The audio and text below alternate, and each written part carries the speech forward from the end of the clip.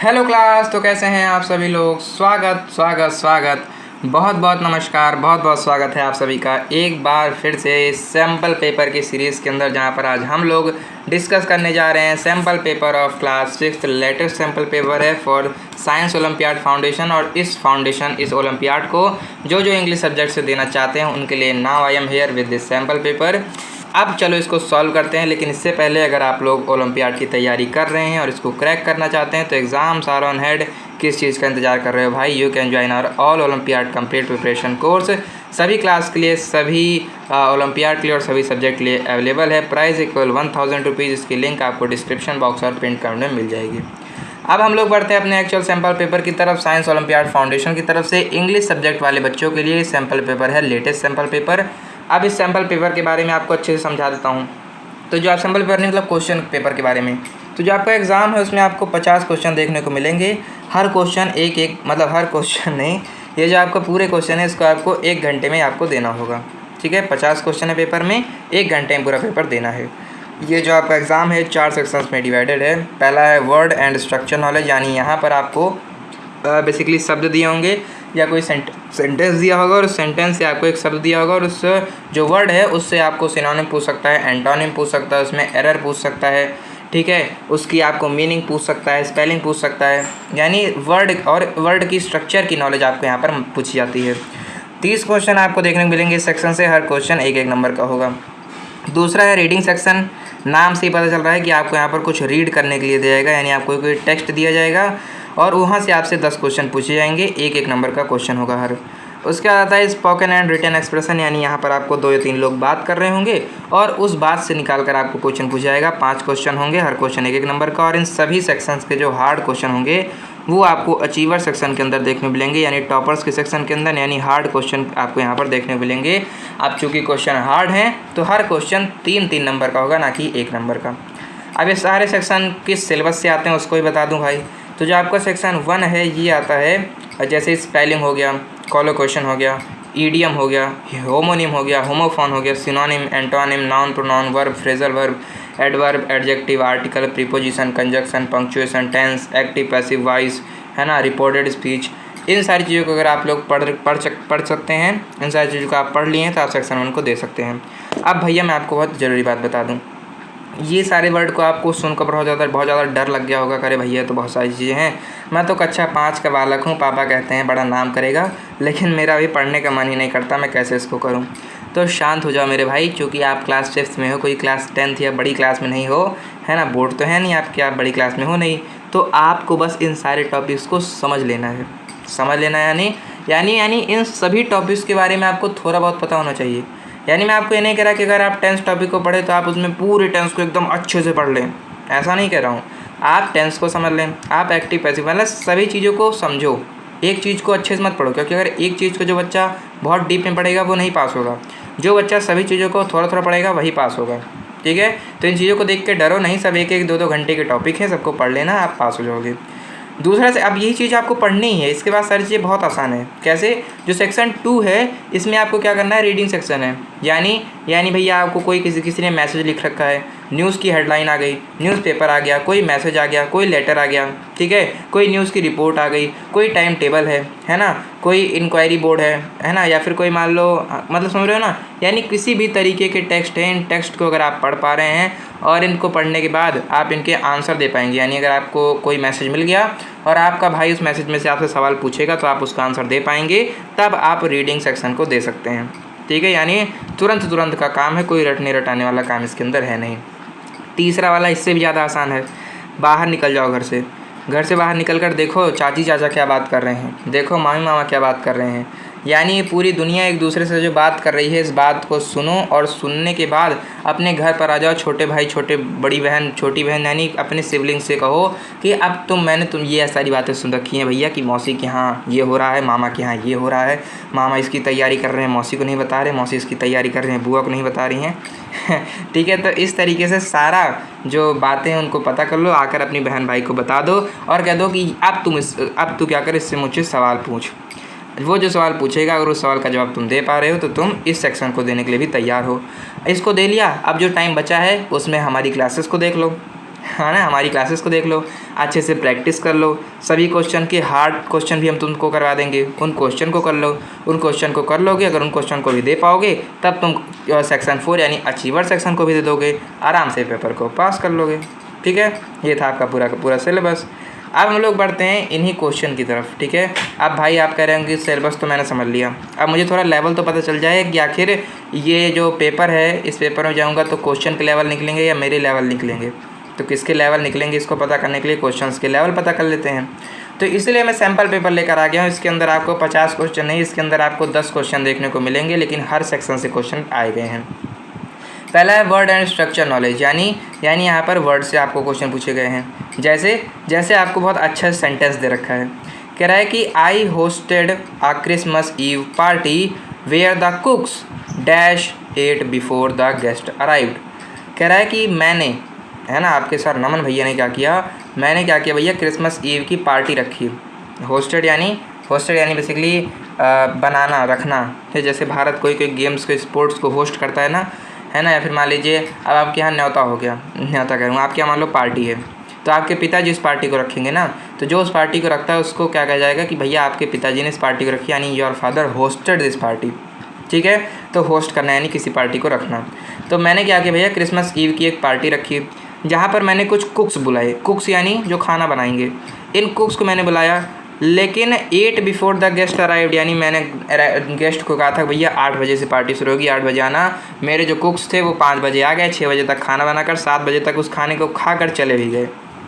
Hello भाई, मैंने party रखी थी अपने रिश्तेदारों के लिए, दोस्तों के लिए, और सारा का सारा खाना तो मेरे कुक्स ही खा गए। है ना, तो कह रहा है कि इस तरीके से यहाँ पर हो गया है। अब आपको फिल इन द ब्लैंक्स को भरो। फिल इन द ब्लैंक्स वाले क्वेश्चन को करने के लिए सबसे इजी और सबसे सटीक ट्रिक क्या है, सबसे सटीक ट्रिक ये है कि जो आपको यहाँ पर वर्ड दिए गए हैं ऑप्शंस के अंदर आपको 4 वर्ड दिए होंगे, जो कि 4 ऑप्शंस होते हैं पेपर में। तो इन चारों वर्ड को फिल इन द ब्लैंक्स के अंदर बारी बारी से रखो और देखो कि क्या आंसर बन रहा है। क्या है जो इसको रखने के बाद जब मैं सेंटेंस को पढ़ रहा हूँ तो क्या ये कोई मीनिंग बना रहा है। ठीक है, अगर मीनिंग बना रहा है तो उसको टिक कर दो, नहीं बना रहा है तो दूसरा सेंटेंस को देखो, दूसरे वर्ड को देखो। पहला है इट सेल्फ, रखो ही मत। क्यों मत रखूँ भैया, क्योंकि यहाँ पर इट लगा हुआ है। अब इट लगा हुआ है, इसका मतलब यहाँ पर कोई कुत्ते बिल्ली की बात होनी चाहिए थी, यहाँ पर कोई मेज कुर्सी की बात होनी चाहिए थी, लेकिन ये तो कुक्स है भाई, चाहे जितना बुरा काम किए हैं, मैं इसको कुत्ता बिल्ली तो नहीं बोल सकता ना, तो ये इट सेल्फ नहीं हो सकता, यानी कुक्स के लिए हम इट कभी नहीं लगाएंगे। तो ऑप्शन नंबर ए तो रखने से पहले ही गलत हो गया। बी है योर सेल्फ को रखो, मैंने रख दिया। अब मैं इसको पढ़ूंगा कि क्या किया, where the cooks yourself at the before. अब अगर ये कोई कुक होता और कुक मेरे सामने खड़ा होता तब मैं कह सकता भाई तूने सारा खाना खा लिया, लेकिन ये कुक्स हैं, यानी योर सेल्फ तो नहीं हो सकता, है ना, कि भैया कुक्स योर सेल्फ एट द कुक्स, तुमने सब खाना खा लिया। तो जो कुक्स हैं तो खाने के बाद चले भी गए हैं, सामने ही नहीं है, तो योर सेल्फ कैसे काम करेगा, तो योर सेल्फ भी काम नहीं करेगा। तीसरा है उसके बाद फिर आता है क्या, उसके बाद आता है देम सेल्फ यानी उन्होंने, है ना, मैं चलो रख देता हूँ यहाँ पर देम सेल्फ जब मैंने यहाँ पर रखा तो ये सेंटेंस से बन गया कि मैंने क्रिसमस की पार्टी रखी और कुक्स ने ही, है ना, कुक्स ने ही क्या कर लिया, उनको उन सारे के सारे खानों को खा लिया, यानी उन्होंने, यानी कुक्स ने क्या कर दिया, सारे खानों को खा लिया, यानी ऑप्शन नंबर सी ही यहाँ पर सही बैठ रहा है। ऑप्शन नंबर सी को ही मैं टिक मार दूंगा, आगे बढ़ जाऊँगा। ऑप्शन नंबर 2 क्या है, ऑप्शन नंबर 2 है choose the part of the sentence. हाँ, ये भी मैं तुमको बता दूँ, सभी क्लास में बता रहा हूँ तो तुमको ही बता देता हूँ, चाहे आप क्लास फर्स्ट में हैं, सेकंड में हैं, थर्ड में हैं, मुझे पता है आप फिफ्थ में हैं, लेकिन आप चाहे जिस क्लास में हैं और आप इस पेपर को दे रहे हैं, तो मैं आपको बता दूं कि ये वाला क्वेश्चन फिक्स है, ये वाला क्वेश्चन फिक्स है। मैंने कई सारे सैम्पल पेपर देखे, सब के अंदर ये वाला क्वेश्चन पक्के से आएगा। कौन सा, कि मुझे एक सेंटेंस दिया होगा और इस सेंटेंस में मुझे एरर बताना होगा, यानी सेंटेंस में एरर बताने वाला क्वेश्चन फिक्स है भाई, इसलिए इसको समझ लो। और भी सारे सैम्पल पेपर और भी क्लास के मैंने सैम्पल पेपर करा रखे हैं, क्लास के सैम्पल पेपर को जाकर देख लो इंग्लिश में, ठीक है, तब आपको ये क्वेश्चन प्रैक्टिस हो जाएगा। कह रहा है कि the manager warned me that the next time I was late for work I would have fired. जो मैनेजर है मेरा, उसने क्या किया, उसने मुझे चेतावनी दे डाली भाई, चुनौती दे डाली। और चुनौती में क्या दिया उसने मुझे कहा कि अगर अगली बार तूने काम पर आने में लेट किया तो नौकरी से निकाल दूंगा। फायर्ड यानी फायर करना, यानी नौकरी से निकाल देना। तो अगली बार अगर मैंने क्या किया, लेट किया, तो मेरा जो मैनेजर है मुझको नौकरी से निकाल देगा, है ना। तो इसमें गलती कहाँ है? तो the manager warned me, manager ने मुझको चेतावनी दी, बिल्कुल सही है भाई, कोई दिक्कत नहीं है। I was late for work, मैं काम के लिए लेट था, हाँ भाई ये भी बिल्कुल सही है। कह रहा है दैट द नेक्स्ट टाइम, अगली बार, ये भी सही है। आई would have fire, I would have fire, मैं खुद ही फायर हो जाऊँगा, मैं खुद ही भाग जाऊँगा, इसका मतलब तो यही हो रहा है ना। आई हैव मैंने आई हैव फायर्ड यानी आई हैव काउ यानी मेरे पास गाय हैं, आई हैव काउ मेरे पास गाय हैं। आई हैव ब्रदर, मेरे पास भाई है। वैसे आई हैव फायर्ड यानी मैं भाग जाऊँगा, मैं भाग गया समझो, और आई वुड हैव फायर्ड यानी मैं भाग जाऊँगा। तो ऐसा तो कोई सेंटेंस बन ही नहीं रहा है ना, मतलब ये इसने खुद थोड़ी कहा कि मैं भाग जाऊँगा, मैनेजर ने कहा मैं तुझको भगा दूँगा। तो यहाँ पर आई वुड हैव नहीं होना चाहिए था, यहाँ पर आई वुड बी होना चाहिए था, यानी मैनेजर ने कहा कि अगर ऐसा नहीं हुआ तो मैं भगा दिया जाऊँगा, ना कि मैं भाग जाऊँगा। तो ऑप्शन नंबर डी पर गलती थी, ऑप्शन नंबर डी जो है यही गलत है। अब आते हैं क्वेश्चन नंबर 3 की तरफ। क्वेश्चन नंबर 3 कौन सा है? क्वेश्चन नंबर 3 कह रहा है choose the option with correct spelling. आपको नीचे क्या दे रखा है? आपको नीचे एक वर्ड दे रखा है, इसका मतलब आपको पता करना है और उसकी करेक्ट स्पेलिंग भी आपको बतानी है। तो ये जो सेंटेंस है किस वर्ड को इशारा दे रहा है? तो कह रहा है how do you spell the word that means dwarf variety of trees and shrubs placed in a pot. अगर कुछ ऐसे ट्रीज़ और श्रब्स, स्पेशली श्रब्स जो कि छोटे हैं, ड्वार्फ यानी बौने, ड्वार्फ यानी बौने, है ना, बौने यानी छोटे, जो आकार में जो ऊंचाई में छोटे होते हैं उनको बौने कहते हैं।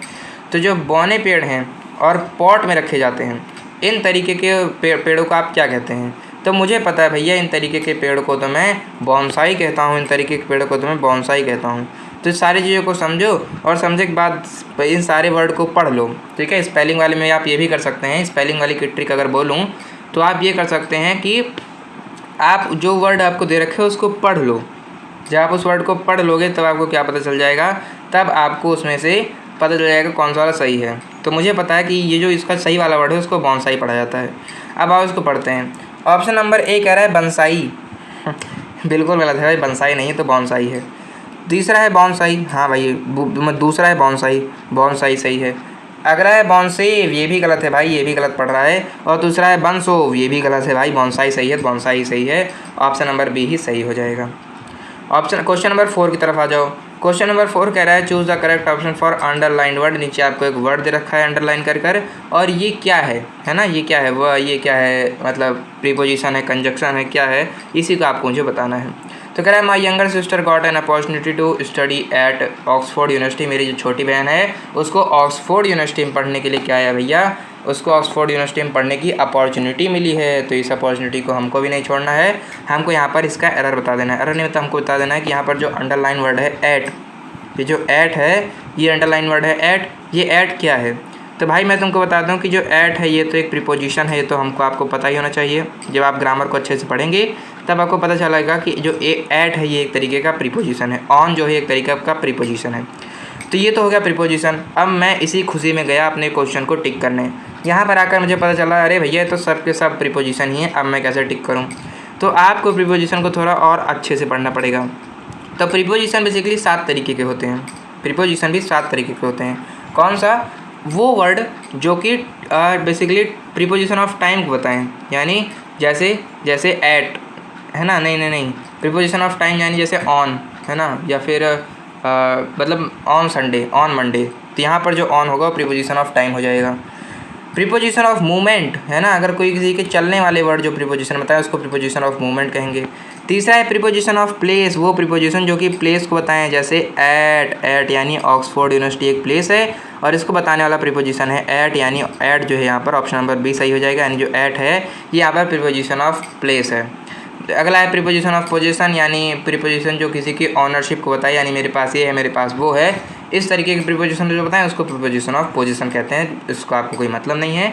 यहाँ पर प्लेस दे रखा तो ऑक्सफोर्ड यूनिवर्सिटी, इससे पहले लगा है एट, तो प्लेस का प्रीपोजिशन यानी प्रीपोजिशन ऑफ प्लेस यहाँ पर सही हो जाएगा। आगे रीडिंग सेक्शन यानी क्वेश्चन नंबर 5, यहाँ पर आपको एक पैसेज दिया होगा, उसी को पढ़ लो।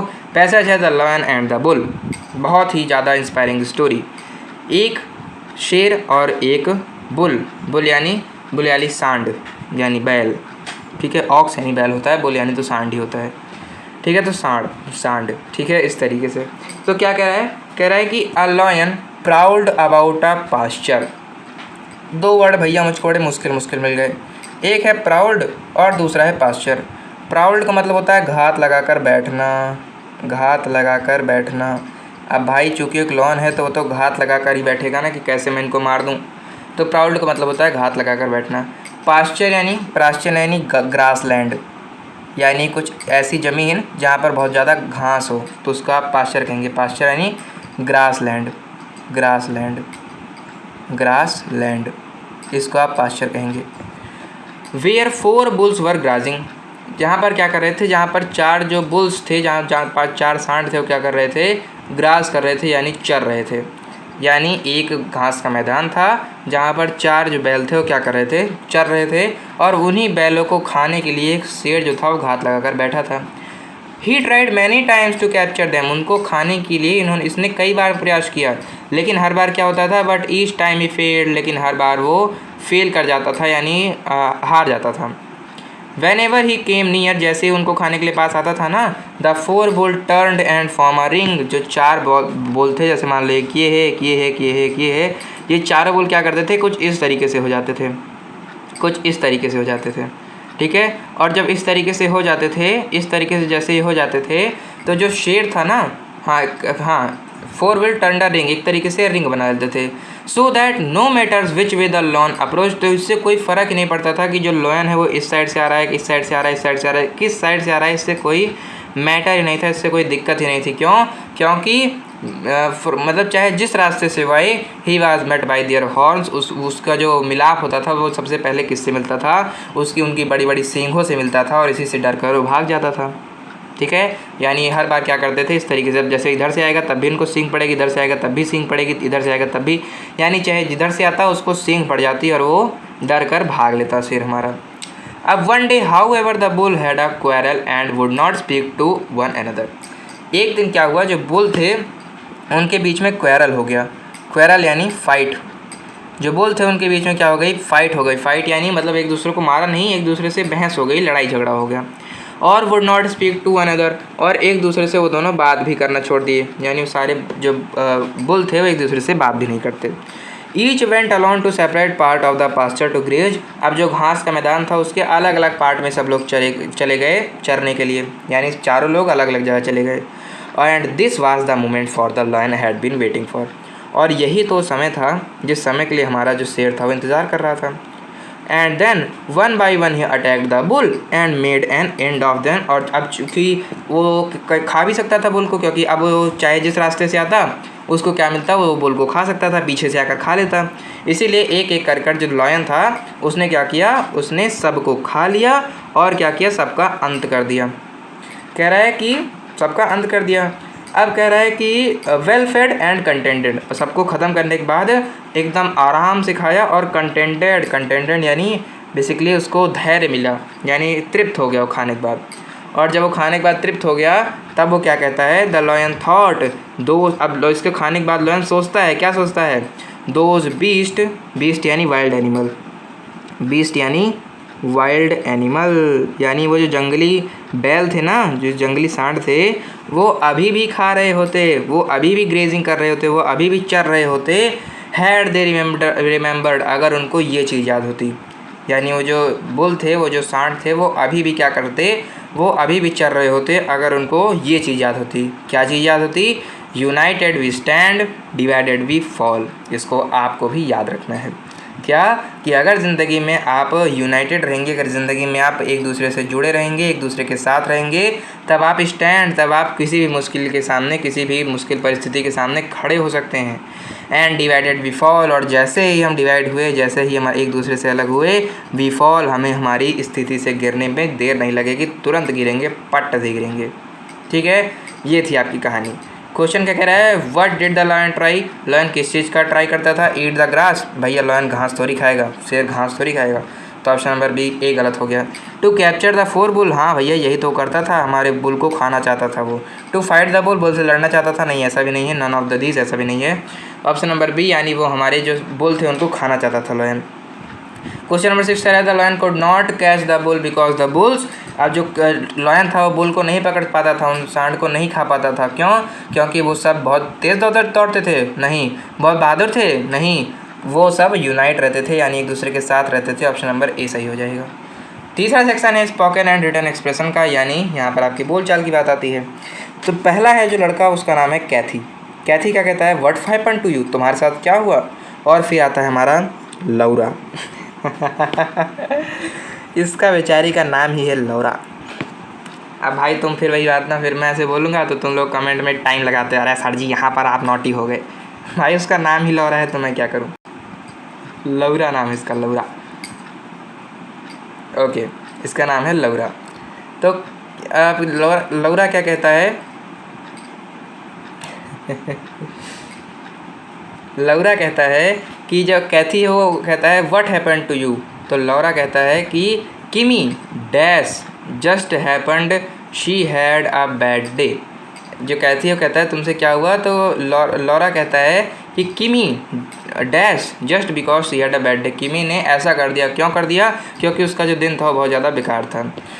तो किमी ने ऐसा क्यों कर दिया, क्योंकि उसका दिन बहुत ज़्यादा बेकार था। तो किमी ने बिट माई नेल्स ऑफ, किमी ने मेरे नाखून को निकाल लिया। नहीं भैया ऐसा नहीं हुआ। तो किमी ने क्या मेरा सर को खा लिया, हाँ भैया ऐसा है। क्यों सर को खा लिया, मतलब ऐसा नहीं उसका सर को ही खा लिया। ये एक तरीके का ईडियम, एक तरीके की कहावत है ना, कहते हैं तूने मेरा सर खा लिया आज, है ना, इसका मतलब तूने मुझको बहुत ज़्यादा परेशान कर दिया। तो ऑप्शन नंबर सी यहाँ पर सही हो जाएगा।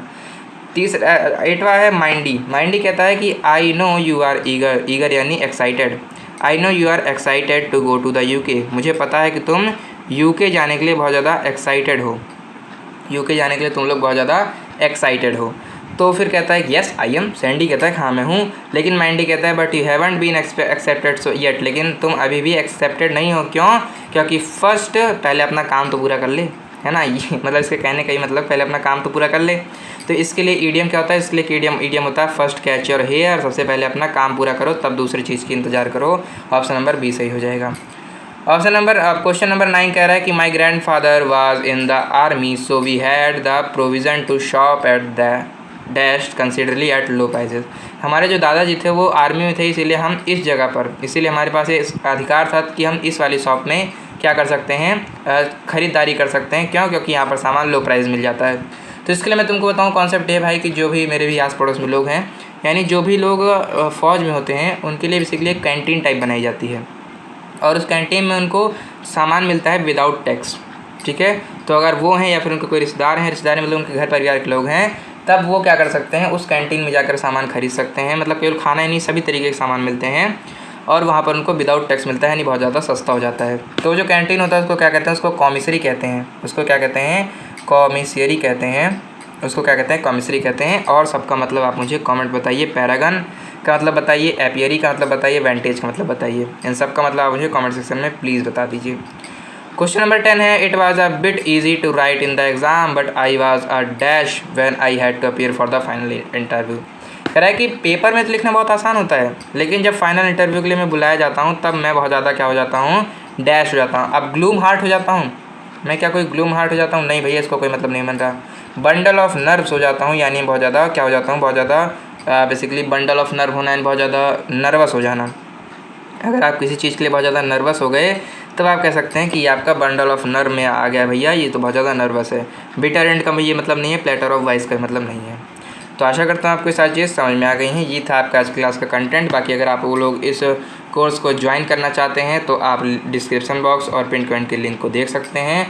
केवल दाम है इसका केवल 1000 रुपये। लिंक आपको मिल ही जाएगी, मैंने आपको बता ही दिया। बाकी धन्यवाद आप सभी का अभी तक इस वीडियो में बने रहने के लिए। आपको अगर कोई डाउट है तो आप मुझे कमेंट सेक्शन में पूछ सकते हैं।